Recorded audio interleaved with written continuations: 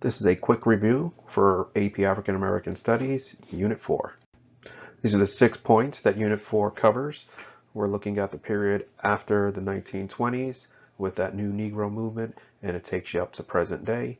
Discriminatory practices prior to the Civil Rights Movement, the Black Arts Movement, and then we're going to look at the 1970s as a turning point where you start to see growth, changes in media, science, sports, and other areas of American society with contributions by African Americans.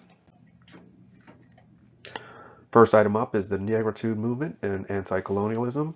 Now what's important here is we looked at some of the political thinkers throughout this course. One that's starting to emerge in the early 1900s is a look at colonialism. We're going to first look at the Berlin Conference in 1884, where the European powers carved up Africa after having a meeting. As you can see in this map, Africa is cut up into these different sections representing European powers and the areas of Africa that the Europeans were going to take over. The Berlin Conference matters because Aimé Césaire is going to critique the fact that European powers have all taken over pieces of Africa, and this does not happen in Africa. It also happens in other parts of the world. The new imperialism of the 1800s. Now we completed this chart in class, the example of the Negritude movement in this particular source, because it does represent a criticism on this foreign policy, which could have some dire consequences with regard to the people who are on the receiving end of colonialism. Here we see another example of the Negritude movement. This is another term used to describe that particular period. And remember in Unit 2, when we looked at the exportation into North, Central, and South America, that there were people who were enslaved and sent throughout the Americas, not just North America. And this particular source here is looking at that particular exodus to that region. Notice how we are talking about Afro-Cuban, and this source right here is an example of that. Colonialism is going to come up throughout Unit 4, and the post-World War II period. Here we see an image of Kwame Nkrumah, who will become the first president of Ghana. Notice the reference to Marcus Garvey here, and you are going to have to look at some sources from Dr. King in response to this particular decolonization period. Here we have another required image with Joe Louis visiting Cuba, which was significant considering the time for this boxer to travel to Cuba during the 1960s at the height of the Cold War. Tensions between the United States and Cold War, pretty significant.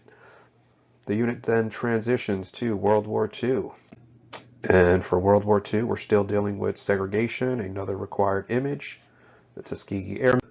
This slide here gives you a breakdown of the wars, why African Americans possibly would want to fight. For example, during the Civil War, they're trying to gain freedom, but once they have physical freedom, and we move into some of the other wars like World War II and World War I, a war for democracy, the question here is, should African Americans participate in these conflicts when they're being subjected to segregation and discrimination?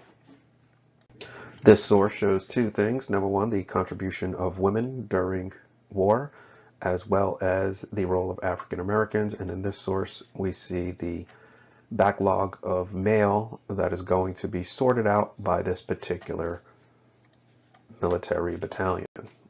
There definitely is criticism during World War II with regard to African American participation, the double victory, trying to figure out a way to end the conflict, but also trying to end the conflict at home.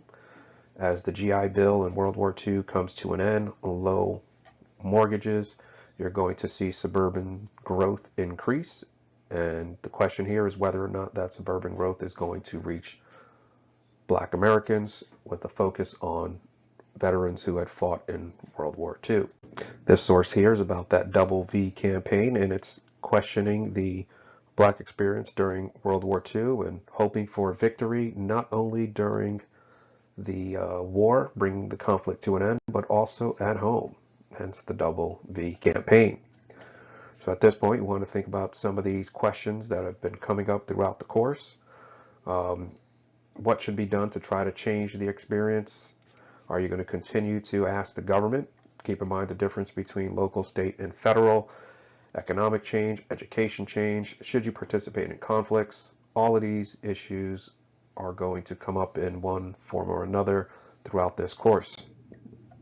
As we transition to redlining, another issue impacting Black Americans is the redlining practice. This is going to start during the Depression, the 1930s, where we're going to try to reinforce racial boundaries, and this practice is going to continue up until the 1970s, where mortgages can be withheld and various practices will be used to try to keep the races separate. Now, redlining is not just about legislation, it can also be about violence. If we have a area that is primarily white owned, and let's just say the black family, as in this image here, wants to move and buy a home here, they might be subjected to violence, and that violence is going to act as a deterrent to try to keep the family out, which would then prevent integration of the neighborhood. Other examples used to keep the races segregated would be zoning, as we could see a town official zoning for white, zoning for black. Notice the proximity to heavy industry, which could be viewed as another deterrent, as well as a potential barrier to keep white and black separate. Restrictive covenants, where a homeowners association would pretty much prevent or have in its association that you would not be allowed to sell to members of different races. As it mentions here, shall never be occupied, used, or resided on by any person not of the white or Caucasian race. So let's just say all of these properties here, all of these homes, this homeowners association regulates, tries to maintain a standard of quality for all of the properties, and all of these homeowners are giving this association money to maintain. Maybe they're mowing the lawn, doing the snow, and whatever maintenance is required, but the homeowners association is restricting you from being able to sell to members outside of your race, and this becomes another way to segregate. In class, we looked at different scenarios where we were looking at the federal government as well as local and state government, and some of the policies and practices that reinforce and maintain segregation. Home ownership matters, and this is a way to generate wealth from one generation to another. So if we're looking prior to the 1950s, where it was definitely difficult for Black Americans to purchase homes, once the family has children, if they do not own a home, they will not be able to transfer that home ownership to their children. And keep in mind all of the restrictive covenants, all of the policies and practices that were put in place to prevent Black Americans from purchasing homes. They would not be able to transfer wealth to the next generation, unlike white families who would be in a position to do so. In this scenario here, if a home is purchased for $7,355, they would be able to, at their time of death, transfer that to their children, and their children would have $23,000 asset. Interest rates could also be another barrier. Historically, Black Americans as well as women were charged higher interest rates in comparison to white. Now the question here is whether or not that was done based on gender discrimination or racial discrimination, but if the belief was that women or Black Americans were going to be unlikely to pay the loan back, that then acts as a deterrent by banks to loan money, which then furthers the divide and increases segregation.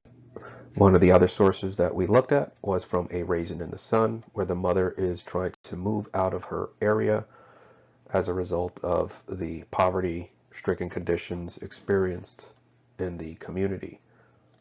We then transition to the civil rights movement, where Brown versus Board of Ed overturned Plessy versus Ferguson in the Dahl case, and the segregation laws that we looked at, I believe in Unit 3, the black codes that maintain local and state laws that the federal government supported in the Plessy-Ferguson court case decision, which allowed segregation, and that is going to be overturned in 1954 with the Brown versus Board of Ed.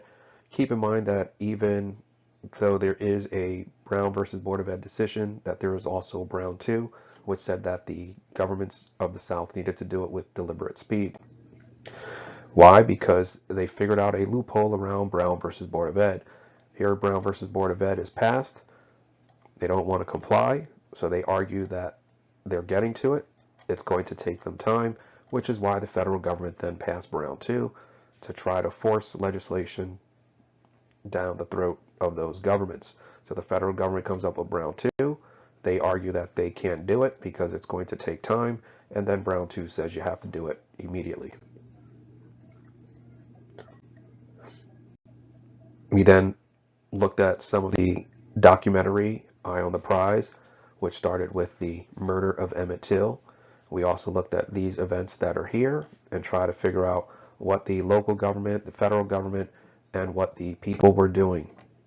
Central High School, Little Rock 9. Another part of the civil rights movement was the Freedom Riders. Notice how these individuals are experiencing violence. They're severely beaten. And this is another example of the state and federal government where the federal government put on these buses marshals to protect the rights of the civil rights demonstrators.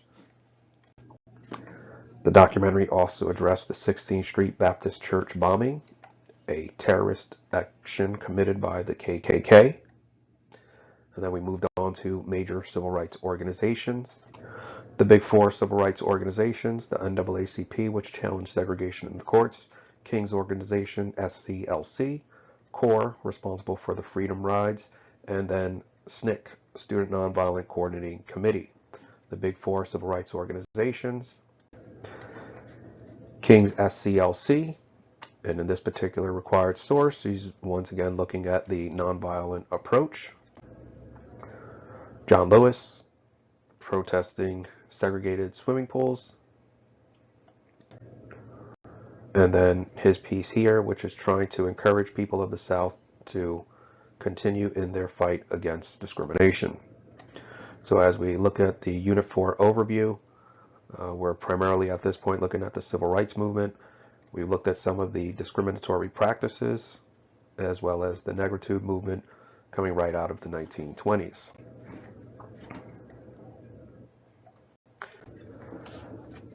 This section is about the role of women in the civil rights movement. Ella Baker, who the MFDP, Mississippi Freedom Democratic Party, and notice the intersectionality where they're starting to look at the overlap race, class, gender, but we also looked at this in Unit 2. So this section is primarily looking at the civil rights movement and intersectionality. One of the criticisms by women who are in some of these organizations, as we see SNCC, you start to see women looking at the hypocrisy in some of these civil rights organizations that are preaching equality, yet for women who are part of these movements, they are not really doing much within the movement other than doing secretarial and menial work. They're not really in the forefront of these campaigns. They're not delivering those speeches. They're doing clerical work, and that's what this source here is looking at, the role of women in questioning how men are being discriminatory within the civil rights movement. This section also addresses the rise of local communities. Here we see Black and Puerto Rican in New York City boycotting schools. There's a section that starts looking at music and the civil rights movement. We shall overcome. Always looking for that time period where things are going to get better. The reference to religion, which could also go back to Unit 2 during slavery. Can't Turn Me Around, another song during the civil rights movement. It's about continuing the fight despite everything that's going on. You might be exposed to some violence. You might deal with whatever's going on that's problematic in your personal life. But it's all about keeping the fight and moving forward. Dancing in the Street, potentially a coded song for rioting, depending on who you ask, by Martha and the Vandells. And it's really just about looking at the music during the civil rights movement. As we look at the 1960s, as you get to the midpoint where you start to see Medgar Evers, Malcolm X get assassinated, that whole non-violent starts to get violent. Some people grow angry and frustrated. The Black Panther Party represents an alternative to the nonviolent coming out of the late 60s and gaining momentum. The Black Panther Party would also put out their 10-point program, which is looking at numerous things: education, prison reform, different items that they feel are going to change the situation experienced by Black Americans in America in the 1960s. Here we see a little more about that particular source, where they're advocating for housing, they're advocating for education, they want freedom to determine their own destiny in their Black community. Here we see some images, its influence, style of dress, and of course the Black Panther Party would be targeted by the FBI primarily through the COINTELPRO, which was a part of the FBI that went after civil rights organizations. I was trying to put COINTELPRO, but COINTELPRO, which worked for the FBI. And this is one of their reports looking at the Black Panther Party. At this point, why would the FBI want it to be involved? Because you're starting to see groups, whether we're talking about the Black Panther Party, other groups like the Mattachine Society advocating for gay rights. We could also throw in the Brown Berets for Chicanos. They start to look at the ideas of communism as a potential solution to all of their problems. On this particular chart, what's going on is Karl Marx's theory. When you have a society divided into three, a bourgeoisie, proletariat, and a communist, the communists, who are viewed as the educated elite of the working class, are going to inspire everybody else to overthrow the bourgeoisie, and if they are successful, they will create a classless society. When you read some of the Black Panther Party, some of the Mattachine Society, some of the groups that I previously mentioned, they do mention communist ideals, socialist ideals, which is why the FBI's COINTELPRO is going to target them, which is precisely what's going on in this image. They are trying to post this photograph of King and trying to out him as a communist. And keep in mind, this is taking place during the Cold War, where tension between Russia and the United States is at. We then transition to the Black Arts Movement. The Black Arts Movement, we could click this link here and it'll take you to this source where you can look at some of these paintings, as it mentions here, that's about race, gender, class. We have yet another example of the Black Panther Party and its influence in this particular required source here. And notice the Black is Beautiful, which is going to be a campaign to challenge some of the social standards regarding beauty as defined in this particular image by a non-Black America. So the question here is, what defines beauty? Here we see Vanessa Williams winning the Miss America beauty pageant in 1984, challenging the societal expectations of beauty. Kathleen Cleaver looking at natural hair in this required source. Maya Angelou at a required source, Still I Rise, looking at the experience of Black women, the struggle. We also looked at this particular website here where there were some more examples. The Unit 4 overview. We're here at this Black Arts Movement, where we're starting to see the influence of Black nationalism, groups like the Black Panther Party, some of the speeches by Malcolm X, basically arguing to love yourself, do not buy into any social construct or social perception of who you are. There's another section here on the Black feminist women. And this is a recap of some of the people of this movement from prior units. So Joyner Truth, Harriet Tubman, Joanna Lee. And these are all examples that were looked at in prior units. So this concept of intersectionality, that is more of a modern term in the 2020s. This definitely has its roots in how some of these Black women made those connections early on to challenge slavery, as well as segregation and discrimination. One of the sources we're going to look at is the Combahee River Collective Statement. And in this particular source, it is once again looking at the role of Black women and questioning how a society cannot function if it does not treat its women in a certain manner. Here it says that black women are inherently valuable. So it's once again looking at the role of women. And in this case, we're looking primarily at black.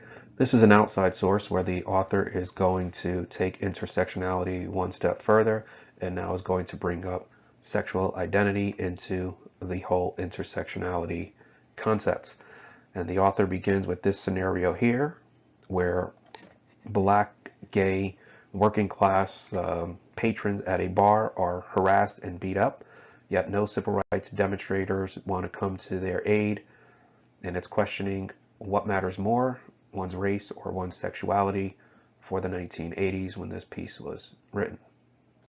Another required source, we are the only colored people here. I think it's pretty self-explanatory. Being in an area where you are the only minority seems to be the main point behind this source. Then we transition to economic growth.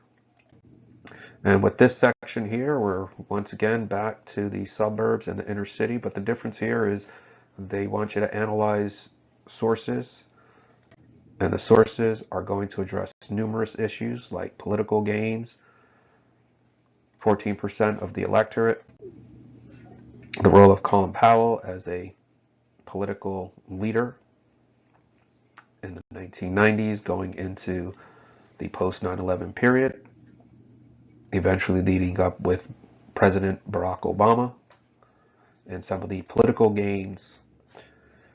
We talked in Unit 2 about the Great Migration, and now we're starting to see the black middle class families being concentrated in the South and Mid-Atlantic.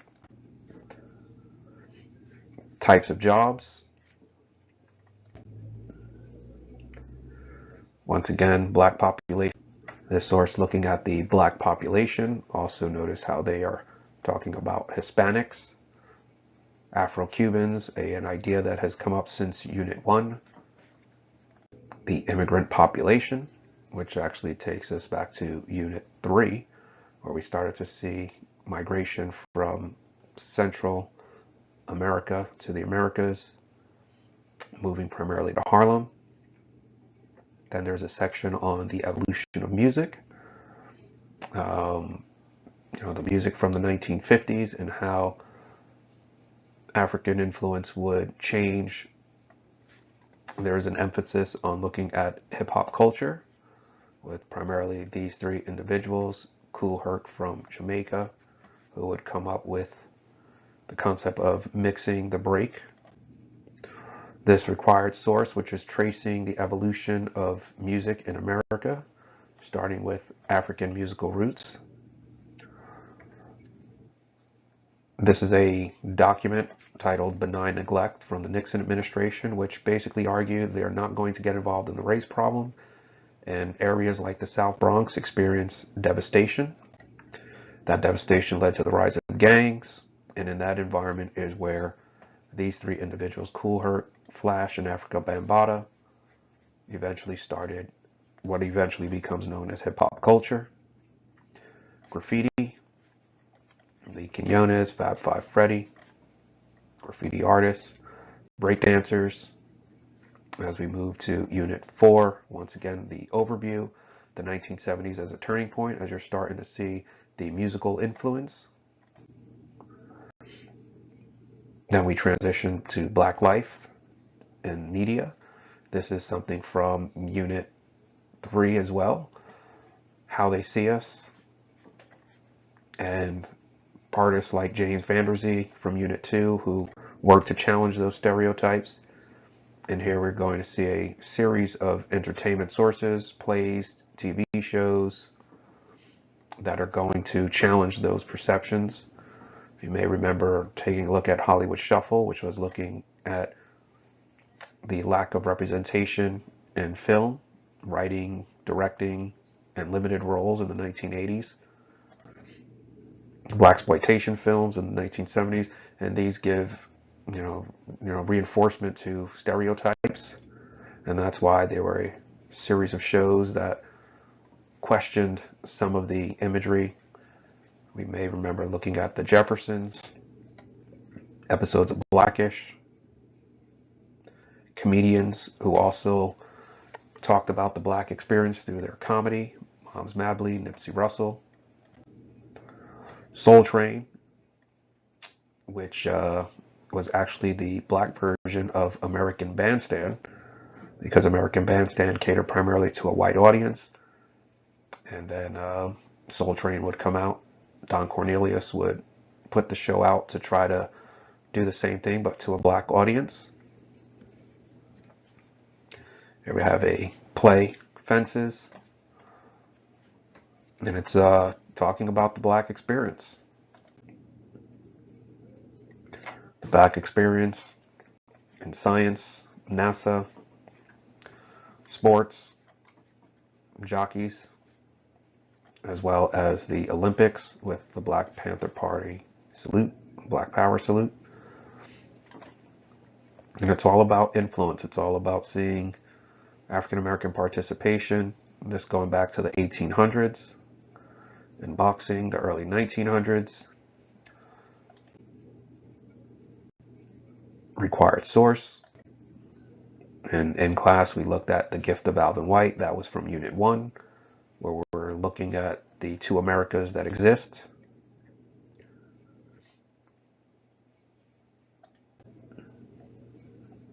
We looked at having separate facilities. Here we're talking about separate hospitals in Chicago.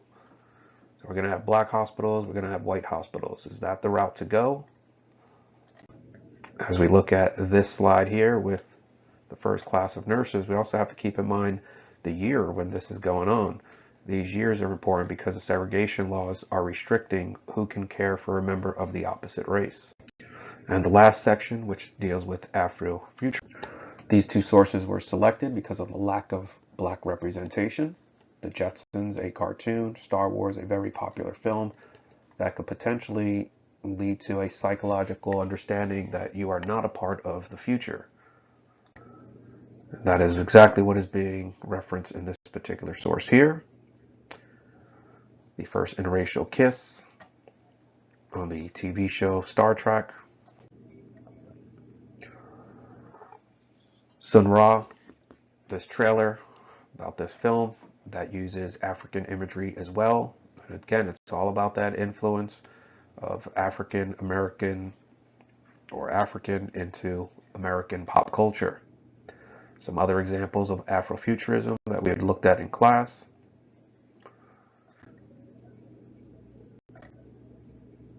And then we come to an end. As we recap, started out looking at the Negritude movement, the discriminatory practices that ultimately led to some of the new civil rights approaches and strategies and tactics. The Black Panther Party at the end of the 60s and that black nationalist movement that would inspire the black arts movement. And then by the time you get to the 1970s, when you start to see a bunch of laws that are on the books, busing, the 1964 Civil Rights Act, and then you start to see the 70s as a turning point where you start to see gains in these particular areas.